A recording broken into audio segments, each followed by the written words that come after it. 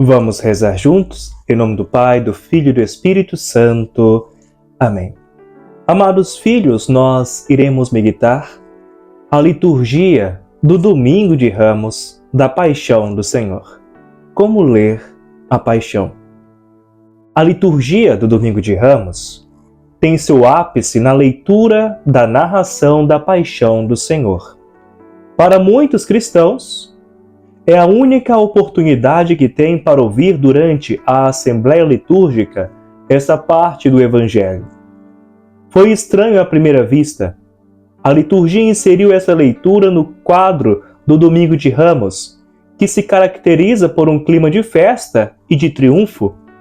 Nossa celebração inicia com o Hosana e culmina com o Crucifica-o. Mas esse não é um contrassenso. É antes o coração do mistério.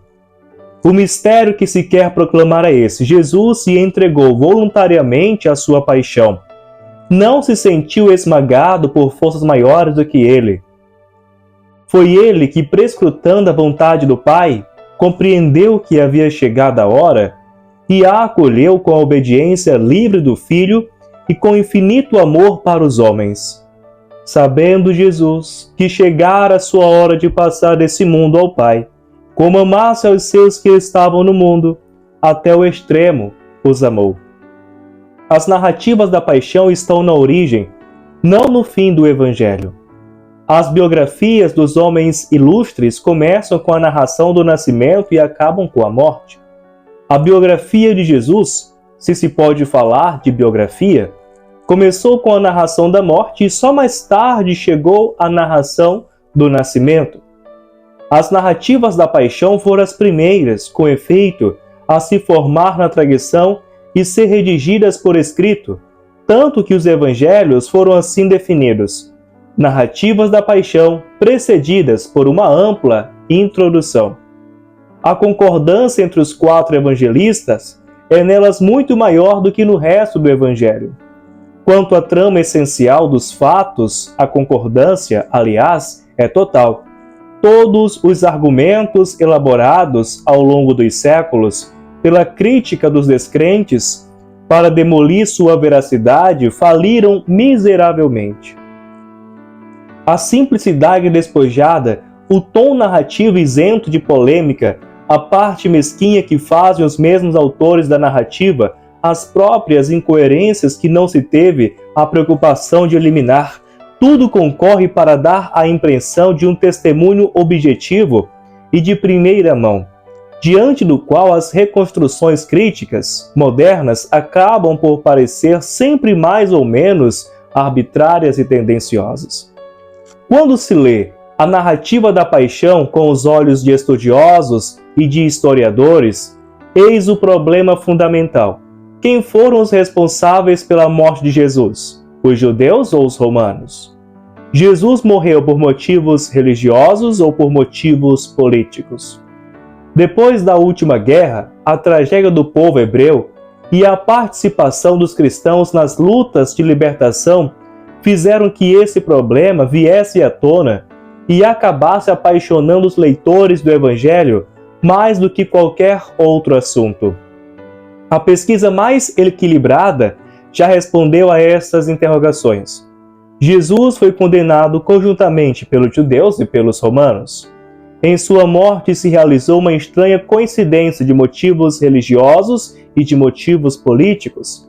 Também se a responsabilidade mais direta parece sem dúvida recair, de acordo com a versão evangélica, sobre os chefes dos judeus do tempo. Dito isso, damos-nos conta de que o problema não está resolvido totalmente. Pelo contrário, no fundo, ele não foi sequer abordado. Resta explicar por qual motivo era necessário que o Filho do Homem padecesse. O crente, por isso, está à procura de outro responsável pela morte de Cristo. Sente que há um acusador implacável às suas costas, o qual, antes mesmo de sua prisão, já preparou para Jesus o cálice a ser bebido. A história da paixão apresenta umas estranhas inserções que rompem aparentemente o fio da narração. a história da traição de Judas, a negação de Pedro, o lavar as mãos de Pilatos, Barrabás, os 2 ladrões, mas não são corpos estranhos. Nele se encontra, aliás, a explicação do todo. Aquelas histórias exprimem e simbolizam a única realidade que levou Jesus à cruz. Carregou os nossos pecados em seu corpo sobre o madeiro. Jesus carregou nossos pecados sobre a cruz e nossos pecados levaram Jesus sobre a cruz. Ele foi castigado por nossos crimes e esmagado por nossas iniquidades. A Davi, que furioso procurava o responsável pelo crime que lhe fora contado por Natã, o profeta respondeu: Tu és esse homem. A mesma coisa a palavra de Deus nos responde a nós, que nos perguntamos quem fez morrer a Jesus. Tu és aquele homem. Judas que trai, Pedro que renega, Pilatos que se lava as mãos, o povo que se aquece ao fogo conversando de ninharinhas, os soldados que dividem avidamente a túnica do condenado, os ladrões que mataram, mas não está aí sozinhos.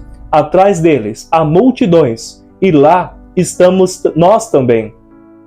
Tendo acabado de ler a Paixão, fechamos hoje o livro, mas agora sabemos que a história não acabou.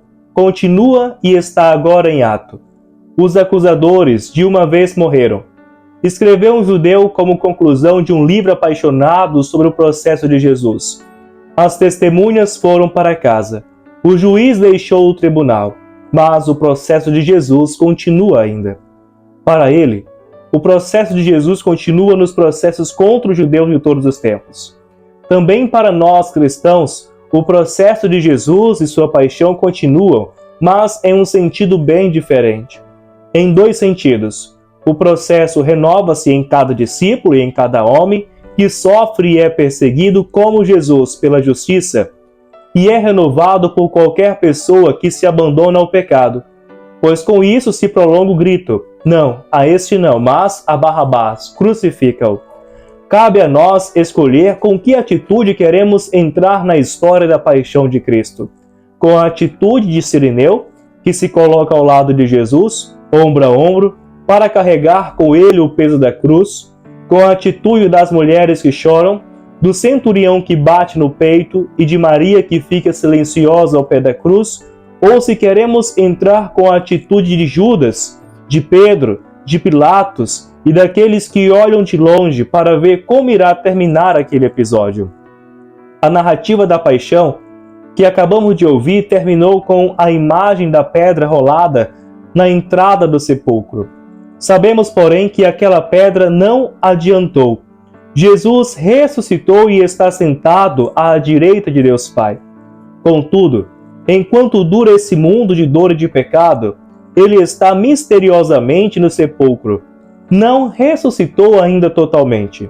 Ele, escreve um autor do século II, está na prisão, está no sepulcro, está na coluna, está nas prisões, está sendo ofendido e sob processo, porque com aqueles que sofrem, sofrem ele também. A Semana Santa nos deve recordar sobre tudo isso. Desses 3 mistérios, a crucificação, a sepultura e a ressurreição, nós cumprimos na vida presente aquilo cujo símbolo é a cruz, enquanto cremos com fé e esperança naquilo cujo símbolo é a sepultura e a ressurreição de Cristo. Agora se diz ao homem: toma a tua cruz e segue-me.